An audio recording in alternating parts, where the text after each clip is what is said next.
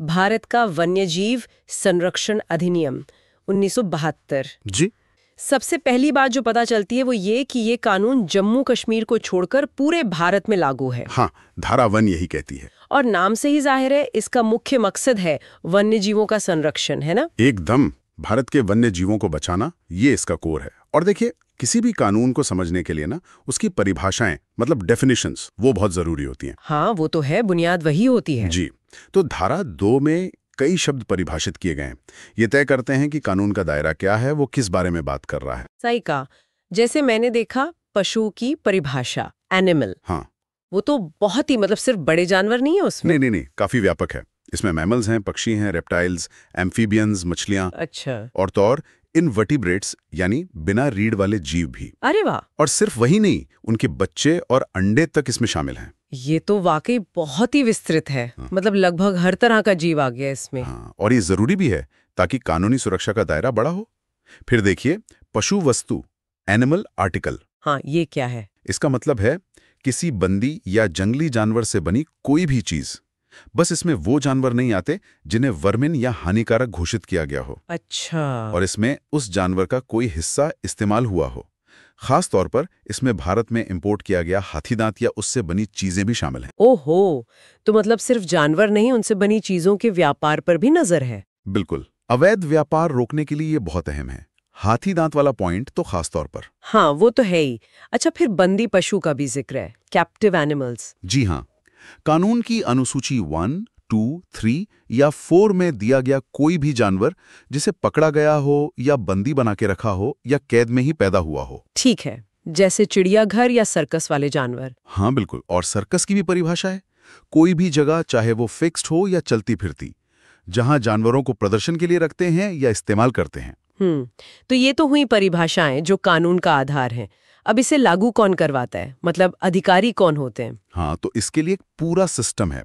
राज्य सरकार नियुक्त करती है मुख्य वन्यजीव अभिरक्षक, मतलब चीफ वाइल्ड लाइफ वार्डन। अच्छा, ये राज्य के हेड होते हैं इस मामले में? जी बिल्कुल, और केंद्र सरकार भी नियुक्त करती है निदेशक, डायरेक्टर और सहायक निदेशक, असिस्टेंट डायरेक्टर, वन्यजीव परिरक्षण के लिए। ये राष्ट्रीय स्तर पर देखते हैं। वही अधिकारी हैं जो इंडियन फॉरेस्ट एक्ट 1927 या उस जैसे राज्य कानूनों के तहत नियुक्त होते हैं। समझ गया। और एक व्यापारी या डीलर की भी परिभाषा थी? जी, ये वो व्यक्ति है जो बंदी पशु, पशु वस्तु, ट्रॉफी या मांस के खरीदने बेचने का कारोबार करता है, चाहे नियमित तौर पर करे या कभी कभार। अच्छा, मतलब छोटा मोटा सौदा करने वाला भी इसके दायरे में आ सकता है। हाँ, अगर वो इन चीजों का सौदा कर रहा है। ये परिभाषा अवैध व्यापार पर रोक लगाने के लिहाज से बहुत जरूरी है। तो ये तो हो गया कि कौन क्या है और कौन क्या करता है। अब जरा इसके प्रावधानों पर आते हैं। अधिकारियों की नियुक्ति तो हमने देख ली। हाँ, धारा 3 और 4 में। केंद्र और राज्य स्तर पर क्या ये अधिकारी अपनी सारी शक्तियां खुद ही इस्तेमाल करते हैं या आगे भी दे सकते? नहीं, इसमें शक्तियों के प्रत्यायोजन मतलब द डेलीगेशन ऑफ पावर्स का भी प्रावधान है। धारा 5 कहती है कि केंद्र का डायरेक्टर सरकार की मंजूरी से अपनी कुछ शक्तियां अपने नीचे के अधिकारी को दे सकता है। अच्छा। और इसी तरह एक और प्रावधान है जहां राज्य सरकार कलेक्टर की कुछ शक्तियां किसी और अधिकारी को सौंप सकती है। मतलब काम आसानी से और तेजी से हो सके, इसके लिए व्यवस्था है। जी, प्रशासनिक सुविधा के लिए। लेकिन सिर्फ अधिकारी ही काफी नहीं होते, शायद सलाह वगैरह के लिए भी कुछ है? हाँ बिल्कुल, उसके लिए है राज्य वन्य जीव board, state board for wild life. अच्छा, ये कब बना?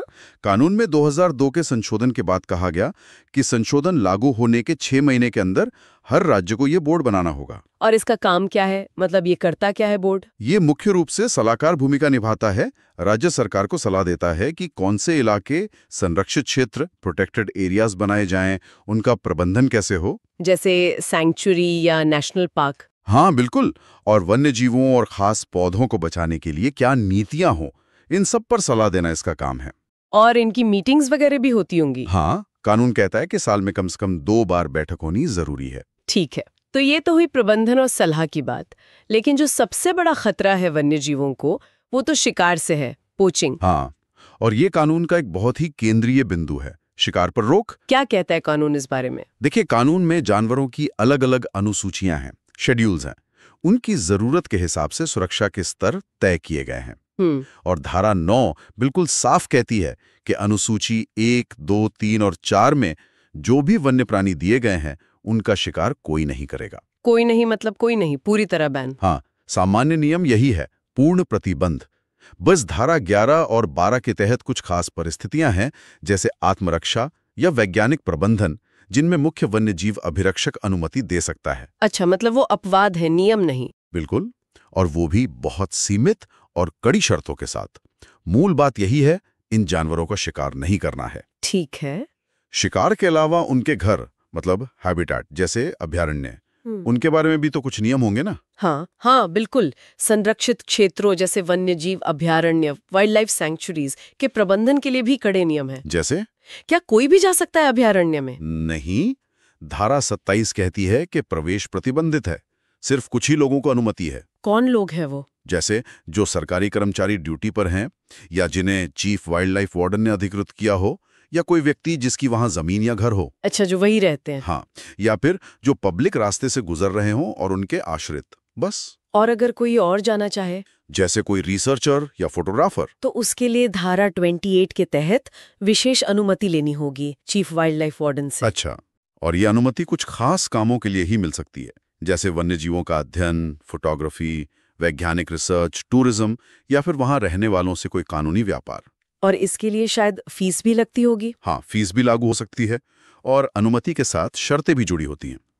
मकसद यही है कि अंदर जाने वालों पर नियंत्रण रहे। और अंदर जाके भी सब कुछ करने की आजादी तो नहीं होगी? नहीं, बिल्कुल नहीं। धारा 30 कहती है कि कोई आग नहीं लगा सकता या लापरवाही से आग फैलने नहीं दे सकता। ये तो बहुत जरूरी है। और धारा 31 कहती है कि बिना चीफ वाइल्ड लाइफ वार्डन की लिखित मंजूरी के कोई हथियार लेकर अंदर नहीं जा सकता। ठीक है, मतलब सुरक्षा का पूरा ध्यान रखा गया है। जी। अब आते हैं व्यापार वाले पहलू पर। शुरू में हमने पशु वस्तु की बात की थी, तो क्या इनके व्यापार पर भी रोक है? हाँ, अवैध व्यापार एक बहुत बड़ी समस्या है। धारा 49 इस पर रोक लगाती है। वो कहती है कि कोई भी व्यक्ति जिसके पास लाइसेंस या अधिकार ना हो, वो किसी बंदी पशु या पशु वस्तु, ट्रॉफी या मांस को खरीद या प्राप्त नहीं कर सकता। मतलब बिना लाइसेंस ये सब खरीदना बेचना गैर कानूनी है। एकदम। उद्देश्य है कि इन चीजों का अवैध बाजार ही ना पनप सके। और अगर कोई सिर्फ कोशिश करे या किसी और को उकसाए? हाँ, ये भी एक अहम बात है।